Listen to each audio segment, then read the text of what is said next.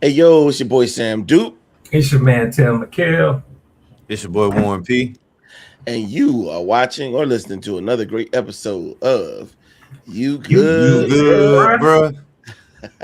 Bruh, bruh, bruh, Hey, bruh. hey, hey, welcome everyone. Welcome, happy Sunday. How y'all boys doing today? How y'all feeling today? Warren.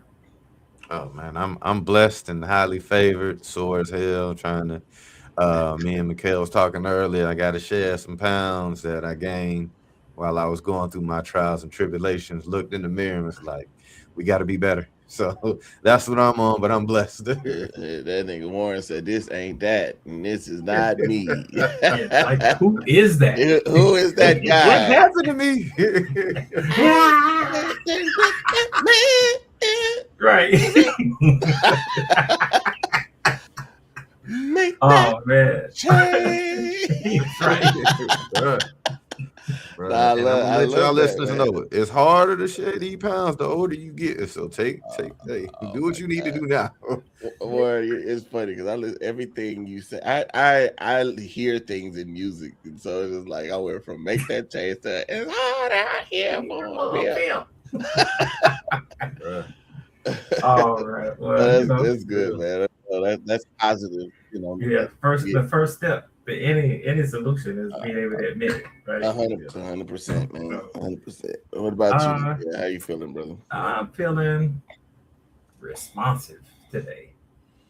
I'll use a feeling word. Oh man, I like that. Responsive. You know what I Responsive. mean? Wait a minute. Yep. I want to hear that. Whenever I hear people say words like that, I would like to know what puts you in that space. Responsive. I guess you could say that I'm really present. Ah, If you want to use the therapy terms, mindfulness and stuff. But I'm very aware. I'm awake, and it's not like a it's not like a train to go. It's kind of I'm mhm. really relaxed, Ah, but at the same time, I feel like I can tune in to people better when I'm relaxed. So kind of like it raises my empathy up, so I can really I don't know what would you call it? I don't like to use the term empath. he said in what? I don't want to. You know how people say I'm an empath. Yeah, Yeah, I don't like doing it because it's so cliche now. yeah. And Yes. so it's just I can sense people's vibes a lot stronger. My That's good. spidey sense is tingling. You And dig? so and so your spidey senses are tickling, and you're responding to it in real time. Mm-hmm. Yeah, I like that. I like the responsive feeling, bro. How Um, about you, brother? Me, man, I'm feeling a little validated right now, man. I'm feeling a little validated right Okay, now. valid. Yeah, is valid. You want to know why? Because Yeah. yesterday I solidified Uncle Big Unc status. You feel me? And that's because we put together a cookout for the kids. You know what I'm saying? You remember Oh wow. how people always we was been saying, all right, these millennials have been resisting the Unc status and the aunties. Bro, we there, Yeah, okay? come on in. Come And on so in. I am sore because I've been on the grill doing man business all day yesterday. Hmm. Watching the kids have fun, run on the lake, jump in the water, pool, all of that, and just Yeah. being able to come together with one of my brothers. Shout out to Stephen. Me and him, and we're talking about like, yeah, man, we gotta at least have an annual cookout that people can look forward to, that kind of thing. And he has a great a beautiful spot, Mm. and so we use his spot to to do something for the children, do something for Yeah. the community, and that was a great time. Also, I did a little service yesterday. That was great. My one of my neos put together a really good like school drive, back to school drive. The bruh showed up. It was great. So feeling some True. validation. You know what I'm saying? That's what I feel. I feel like I'm valid out here in these streets. Unk Right. status. Doing service, Community man. organizer. Exactly. Nah, I know. I won't take it that far. You go Uh, there. Wait, that's the steps. I won't take it Oh that far. man, But that's Cookouts, good. fundraisers. Next thing you know, Community organized. 100%. Okay, we may get there, man. So yeah, man. Look, we started this episode. Mikael got a little someone to start. Right? Well, And yeah. Go ahead. I'm rolling with you. You know. that's something I just want to share. I think that what makes our episodes authentic is, we come from an authentic. The mic. Check the mic, man. What makes our episodes, There we go. What makes our episodes what they are is that they come from an authentic place, right? Me, Mikael, Warren, any given day, we could just be sitting having something that just is like coming to us, and we just want to share with you all. And so I think that it's to our benefit that Mikael share the way he's feeling about a certain topic right now, and that's the psychological separation for Black men. I'm really of the mind that there's been an attack on Black men. We see that, like I was saying the other day, the young brother was murdered in the street, executed in the street from the video that I watched.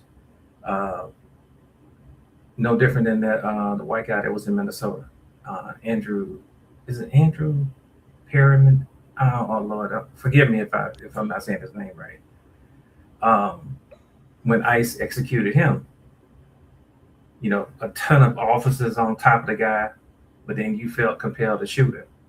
It's the same thing that happened to this brother up there in Wisconsin. So that's the obvious attack, right? Because this brother was a father, he was somebody's brother, someone's son. But I'm thinking about the psychological attack that's been on against Black men. Why were we so divided when we voted? When you look at the percentage of Black women versus percentage of Black men that voted against our interests, why was that number so large? Look at what's happening in terms of these violent attacks and some loss of life against children and Black women. Where's that coming from?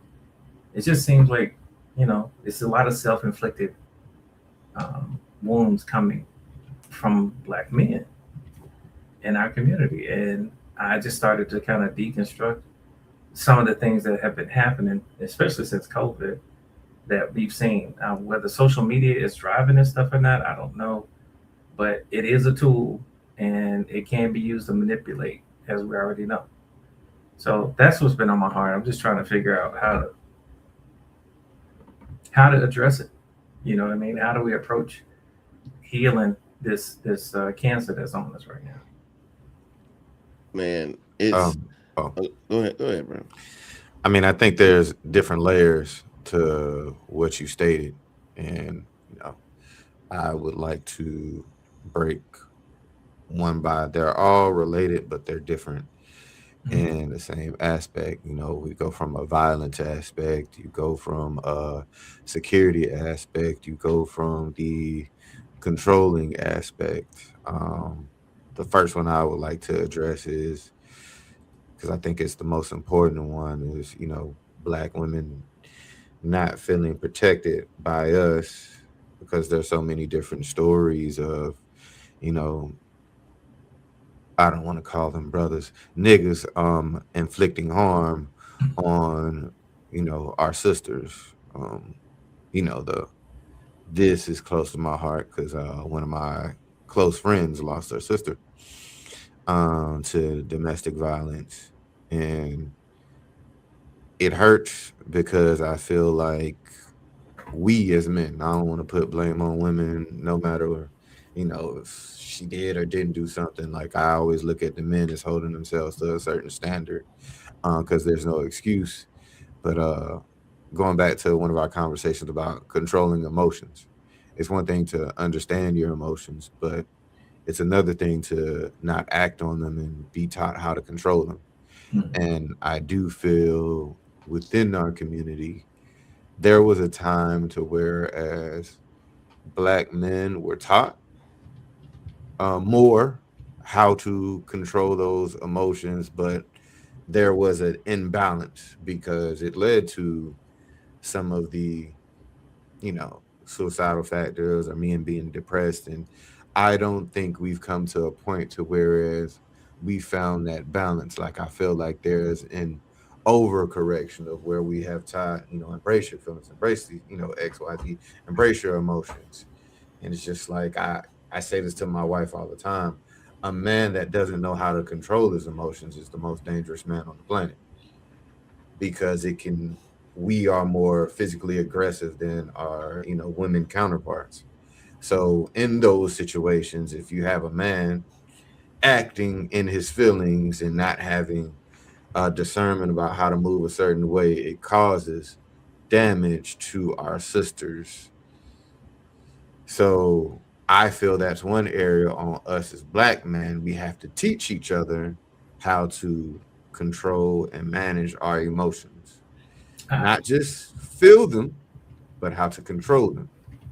Well, I would go further and say not necessarily control, but understand that it's a tool. You know what I mean? Like you don't drive a car with a screwdriver. You know what I mean? So in other words, you use the tools for what they are, for what they're for. Um, and I just want to add that any man that's in a space where he's willing to harm himself or others is in a state of crisis. They're not of sound mind, and that's kind of where I'm getting at. It's like the play that's on black men right now is to put us to the bring us to the brink to where we're just overwhelmed, even with basic life issues, to the point that they can't manage it because they're in crisis. Anytime you are ready to commit violence against another human being, that is self-inflicted harm Yeah. every time. And so, I think that uh, there's the thought process that you have, Warren, where it's like, men aren't controlling their emotions, and I'm in agreement with that to a degree, um, because I do feel like there is an imbalance in emotional stabilization. I think that Mhm. what Mikhail is saying is like there it, there's been a designed attack, right? And that design attack has created the destabilization of our emotions, right? As a whole. I ain't speaking for myself, I'm just speaking as a whole. And what Mikhail said is we have to get rid of the cancer. But the issue I'm seeing is it's one thing to say you got to get rid of the cancer. It's another thing when everybody views you as the cancer. Mm, You get what I'm saying? And mm, that's where I think we've kind of gotten to. Like yeah. there's this idea, like we're talking as men and saying we got to get rid of the cancer, right? We have to figure out what it is that is making us, Yeah. into this, It's making us sick. making us sick, right? And then the people that we're surrounding ourselves see us as the sickness. And I think we're fighting two battles, not one. Ooh, so they don't see the disease; they see us as the disease. Bingo. And so I wanted to introduce this video into the space because I think it sheds light on the conversation. Okay. And the I saw a video the other day and it was Funky Dineva. I don't know his real name, but he's like a social media personality, and he did a video where he was talking about how I guess it's time for black men as a whole, and when he says a whole, he means all black men to Mm. have a real conversation, and that means no matter the color, creed, sexuality, nothing. It's all black men. Religion, belief Religion. system. He was saying, you know what? It's time for all of us to come together and have a conversation. And so let me pull up the video and we can we can go after and talk about what he said. Got to figure out what is going on with us. This is not something that Black women can help us with. This conversation does not include Black women. Black women stand down and stand to the side. Black men need to have a kumbaya amongst themselves, and I'm gonna niche this out a little more. And it's heterosexual Black men. I'm gonna catch a lot of flack for this, but I'm gonna say it out loud with my whole chest. Straight Black men are the cancer of the Black community. That's where it starts and that's where it stops. Ladies, I'm here to tell y'all something. All this shit that y'all got going on, some of y'all, not all of y'all, with the gays and with the trans, let it go. Your issue is not a trans woman. Your issue is not a punk or not a sissy. Your issue is all of our issue. Straight Black men. Straight Black men are the enemy to the gays. Straight Black men are the enemy to the trans. Straight Black men are who are causing harm to the girls and the women. That's where it's at. Now, y'all can shoot the messenger. Y'all can call me all type of faggots on the Shade Room and all the other blog sites that's going to pick this up and I'll eat it. But you'll never see a situation where girls and women walking around saying they scared of the gay boys. They scared of their life for the gay boys. They don't want to be around the gay boys. It ain't us going around with these fragile ass egos, can't take rejection. We've got to ask ourselves, and I don't even know if the Black straight male collective can even answer this question because their egos tend to be so fragile. How is it we are raising boys with these fragile ass egos that feel it is okay to slam girls on their head for saying no? Why is it that we have to make the females of the community make all the adjustments? It's not fair. Straight Black men are the cancer of the Black community. Argue with your mammy. Ladies and gentlemen. Shit. I just want to say the CIA did an amazing job of causing dysfunction within our community. Yeah, it should be studied. Them boys put up historical numbers causing a divide in our community. What's your gut reaction to that? Because I felt a gut punch when I heard him say You mean mine? Or Yeah, Mark? I mean, anybody. It doesn't matter. Like I'll go first because Mikhail gonna come with that smart guy shit. No, that wasn't my initial reaction. No. I mean, my honest reaction is one, I feel it's clickbaity. Two, yeah, I feel like it shouldn't just be straight Black men. I think Black people as a whole, we need to have a conversation, because to lump, us all in one group, nah. I could easily point to certain numbers that say, based on the numbers, a certain gender beats up on a certain gender more than we do. And then we could play that back and forth game, but at the end of the day, it doesn't help. Like, how do we get to a point to whereas, all right, express what you're feeling. Give an opinion on how you think, hey, if there's that issue, like, brother, what's the solution, as opposed to saying, we're just a problem, as they always say in business, or, something I would hope to teach my kids one day. Hey, man, don't come to me with a problem if you ain't got a solution, or even thinking about a solution, just pointing blame. And then I also hear a brother that has been hurt or let down, like, going back to, me having my nieces. Unfortunately, their blood father isn't very active in their life. And I can see at an early age how that hurt, how that betrayal affects them, which takes me to my college days, mid-20s, and the women that I dated, messed around with, and I can see the hurt and the betrayal and the feelings of, resistance that they have for Black men. Then I can also think about my homeboys some of them whose fathers weren't active, and I can see the hurt, betrayal, lack of trust, the blaming, all those things manifest itself in different areas when it comes to straight Black men. So I'm not mad at the brother. That's his opinion. At the end of the day, you know, I tell my wife this: gay, trans, whatever you are, to me, you still, if you black, you still my brother. So I do want to try to understand where you're coming from. Now, if you do certain things that are what I call the horrible three, then no, you no longer my brother, X, Y, and Z. But if we have different opinions on stuff, so be it, bro. Like your experience is different from mine. So, you know, I just see a brother speaking from a place of hurt who have talked to other people who have been let down by a black man. And I hate that they've went through that experience. What about you, Mike? Like, what is your initial like? It's more like, God damn, that was my initial reaction.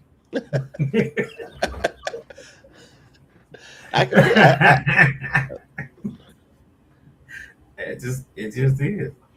See, the objective, or you know, my approach, to me, he opened with, you know, things that you know, sisters, this is not for you. That was the first thing. He took black women out of the equation, which, when you're really trying to drill down, you know, there in the space that I sit in, I work with couples, and sometimes I can see how there are a type of women that will keep pushing, and then, you know, the guy is supposed to be expected to maintain even though he's been pushed to the edge, and versus the sister, you know, being of sound mind to how should I say this? Control her emotions, right, Warren?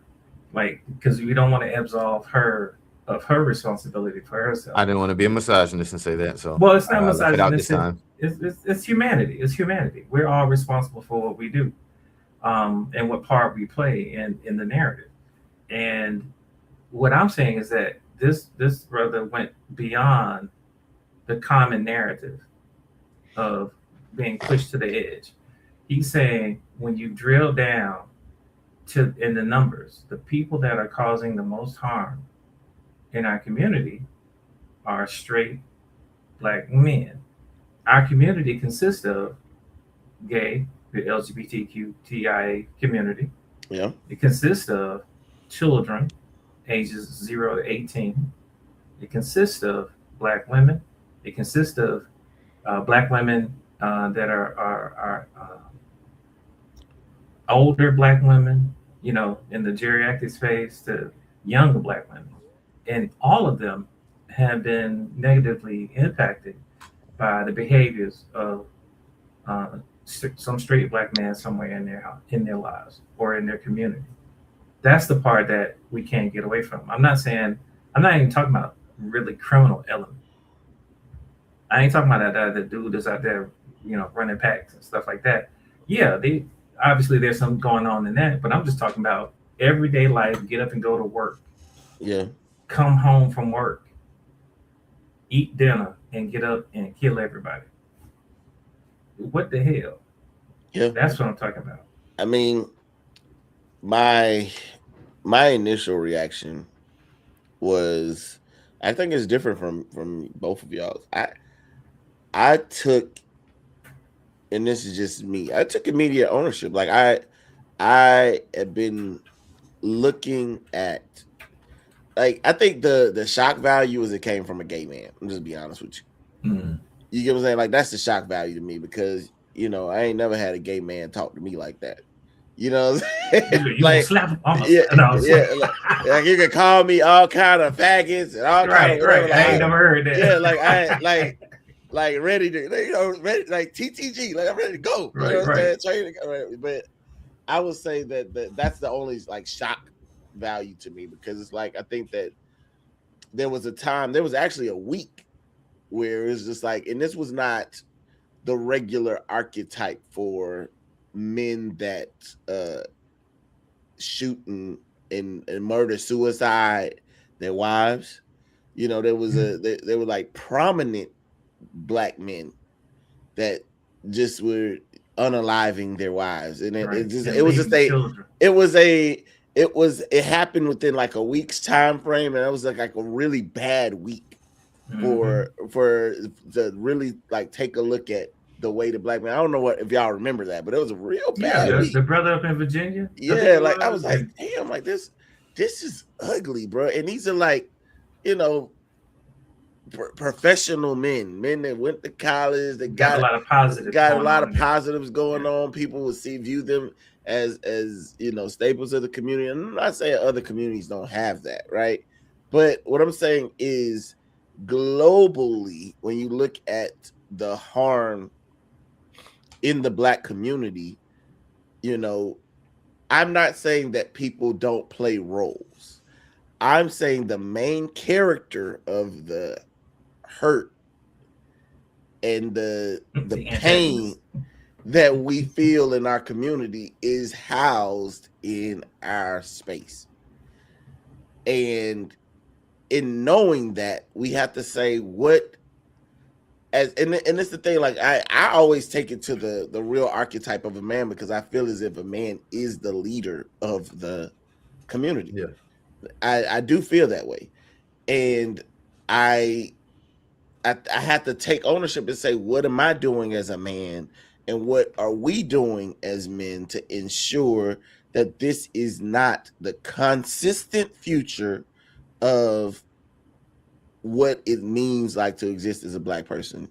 I'll just say in America, right? And I haven't really seen that. I haven't really got that. I'll be honest with you. I keep talking about. I always talk about mentoring, right? I love to talk about that because I 100% feel as if I would not be who I am today if certain men didn't say, "Hey, look, let me talk to you, young man. Let me pull you to the side. Let's have a conversation. Let me invest in you. Let me mentor you. Let me give you some words of wisdom, whatever that may be, right?" And I found that it's pervasive that we want to party. We want to have a good time. We want to be out. We want to have, we want to go to the clubs. We want to do all this other stuff. But it's clear that our community overall is suffering and struggling, and it starts with us.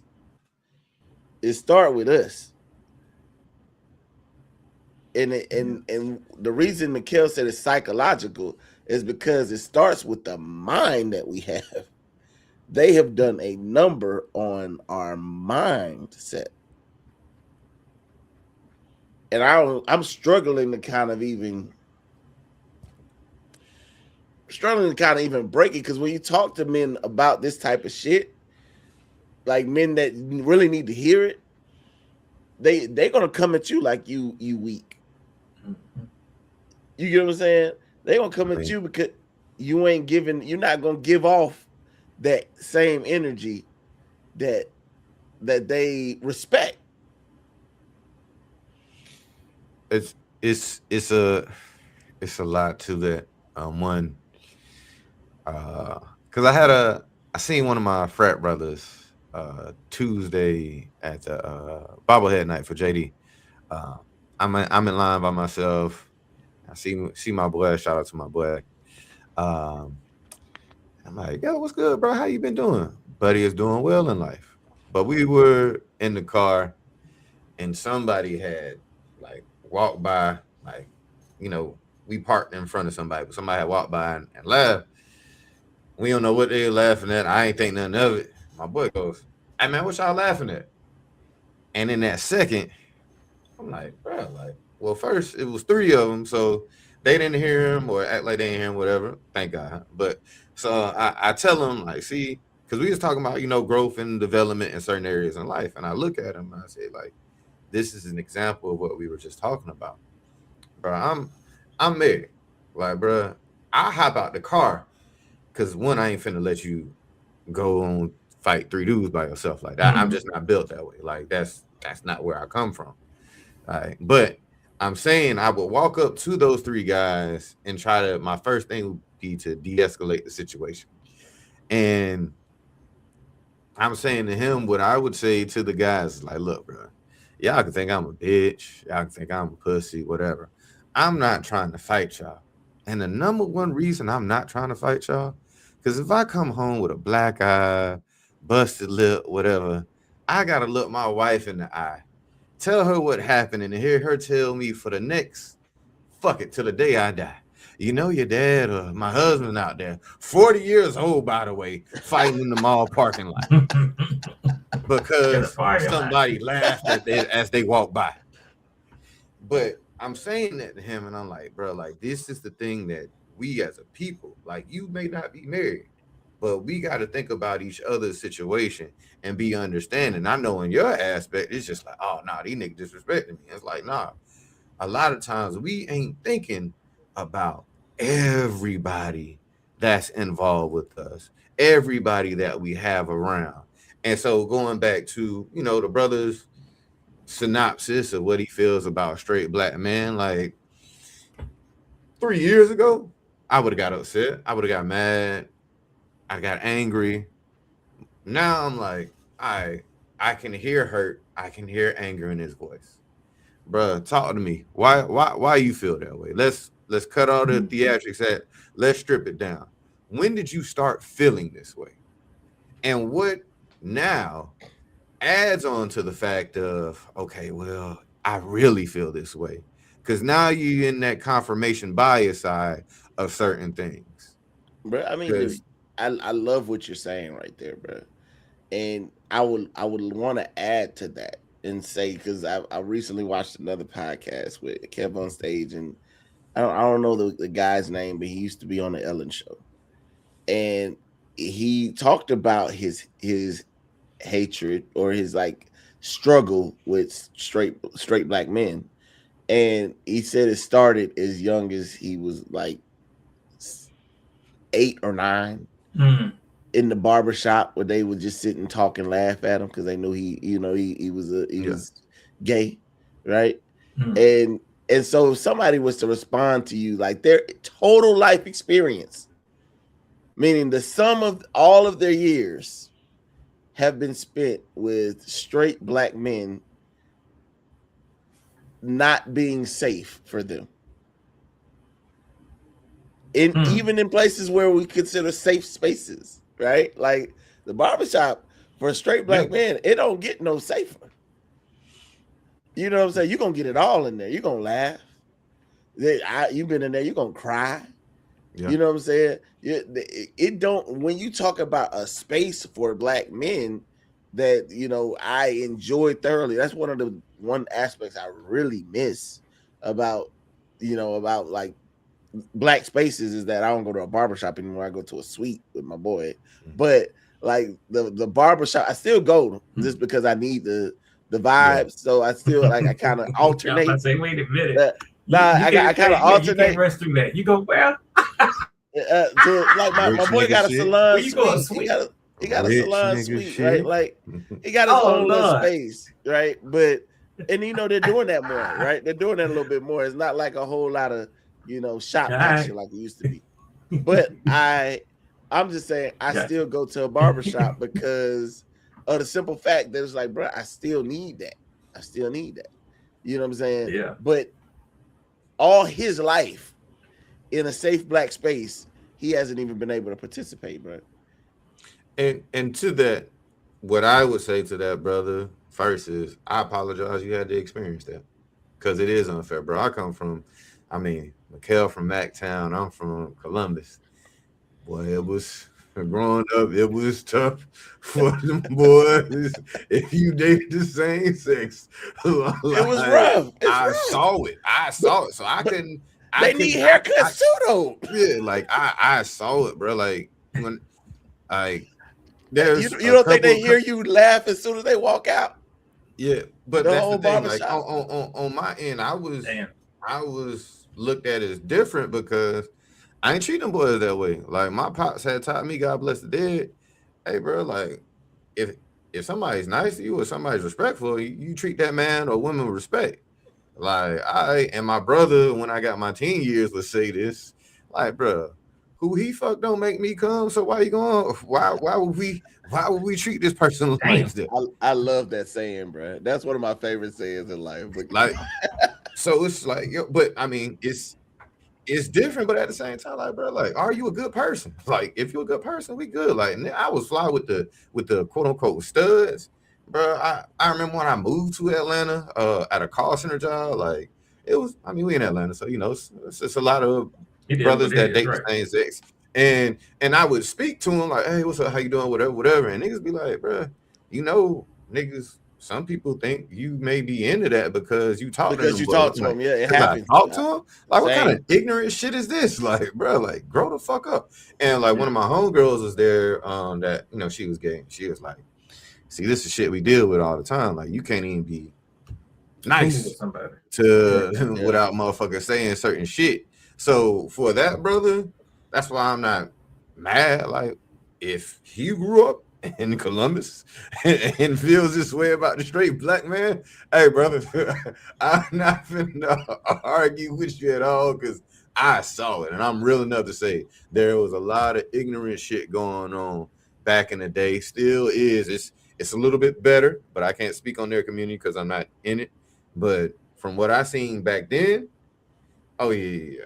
That's why I'm not mad at bro for feeling that way, dog. Like, you know, I Look, would just man, But apologize and I'm say you gonna go deserve further. better. Yeah, I don't. That's the thing. I don't know that he's feeling that way. I feel like, honestly, like it's what I feel like is that this is somebody from our community that is asking us, bruh, will y'all stop for a moment and use your humanity and really take a look at what's happening. Like, I can't tell you how many successful black men that are my clients, you know, successful by community standards, you know, what was Kevin Samuel used to call them? high value High, men. high value, value yeah, men, right. yeah. That toxic shit. You know, and they are miserable. There, by the way. They're miserable. So, you know, because they've never been taught how to have a life. Like, people don't understand and that happiness is not a feeling. It's an assessment. That you checked off this. Like, you know, I'm happy with my marriage because check. It's an assessment. And most people don't know how to assess whether they're doing things that bring joy to their lives. There you go. Joy is the feeling. Joy is the feeling. And so what we've been doing, straight black men have been doing, the toxic ones and non-toxic ones, has been trying to follow this schema that really does not touch on who we are as people. I like this. So, okay. Look. I'm gonna say this because we don't have a lot of time, but I do feel like we gotta get into this. So this is going. We're gonna do something right now. This is the first homework assignment of you, good brother. I think I've ever done. But I think that we got to do this, bro. We have to take some time and really analyze what's going on with the black man. I think that me, Mikkel, and Warren, and I know we're gonna all come at it from different sides, need to come up with the top 5 things plaguing the straight black man that is making us into what we are either perceived as or that are putting us in a position to be a detriment to our people. Top 5 things that are detriment. I think it's one of those things where we need to figure out what the problem is, and then we're gonna have to come back and say, okay, how do we so yeah, because we got to do it that way. We have to because the thing about it is the more we do it start to be like, all right, we just beating on each other, right? But we got to understand, okay, what's the top thing? What are the things, right, that are like giving us issues? What are the things that are giving us pause? And okay, how can we counteract that? No, don't just do the problem. What is the idea for solution? Yeah. The brainstorming. Okay. Yeah, like just let's just sit with it. You know what I'm saying? Because it's kind of deep, but it's also, I think there's some actionable things that we can do to benefit that. Like, you know what I'm saying? There's some small things we could do, you Yeah. know. Well, let's do And this if you don't mind, Sam. yeah, Can we scale it back? Uh, let's brainstorm on the problems first, and yeah, then from that we can take the top five that we agree on, and I would even ask the viewers or yeah, listeners to submit their thoughts, yeah. Give us your top and five. then we'll pull those results, and then the following episode we'll attack those issues and have a solutions based conversation. Now, I just got to say something to that. Yeah. And maybe grew up in a household of all men.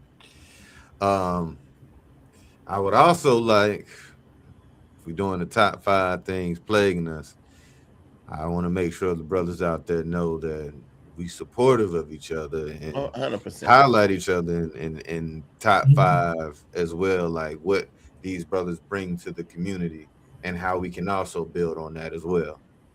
Well, Warren, don't forget though, we ain't coming at this like we the cancer. No, I understand. Yeah, we're identifying let me finish. Okay. I get where you're coming from. Okay. But you and I both know in this world, if you under attack, you under attack.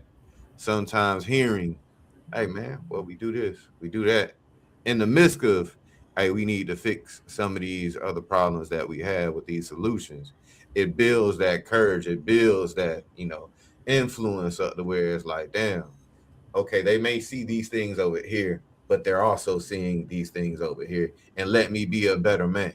Because if my wife just, hey, the top 5 things you doing wrong, damn nigga, you ain't finna tell me, like, just on some real shit. Like, I understand. I think what you're saying is it'd be more received. No, I get you. Yeah. I get you. I just want to make sure I get energy is put. Yeah, it's the sandwich. It's the sandwich. It's like whenever I want to tell my wife what she's doing wrong, that's what I do.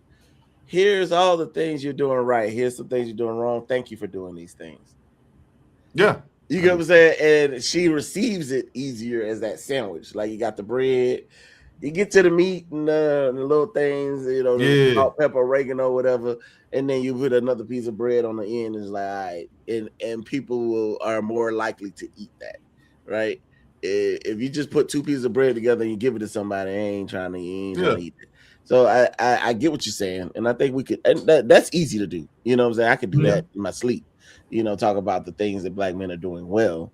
And so, we'll do the hard, we can do the easy, and then we can come back with another episode. Pause. I couldn't let that one slide. I've been letting a lot of shit slide this episode. I couldn't let. I didn't even hear it. I even missed it, bro. You gonna have to enlighten us. Hey, we can do the hard. Okay. Yeah, that is a pause. Good pause. Good catch. See, that's what's wrong, black brothers. The straight black men can't even. Hey, sorry, guys. Like, that's gonna be number one. Straight black men can't even finish their sentences without being checked. Came back. This shit is rooted in homophobia. Okay, bro. Look, man, I we gotta go. We gotta wrap, unfortunately, but I think it's just a conversation we're gonna have more of, and I think that it's needed, and so we're going to continue to do what we're doing, build on what we're doing. But I'm just saying, I think that it is frustrating to hear about all of the things that we're doing, wrong, as a whole. It's a little difficult to be included in that, but I think that we can't avoid it. You get what I'm saying? My thing is, I'm a straight black man. When people have full on archetype about what a straight black man is, you might. When people have an archetype of what the straight black man looks like and what they are, I know I feel into that. Right? And we got to do our part to make sure that we're figuring it out, man. Figuring it out. And I think I appreciate you all.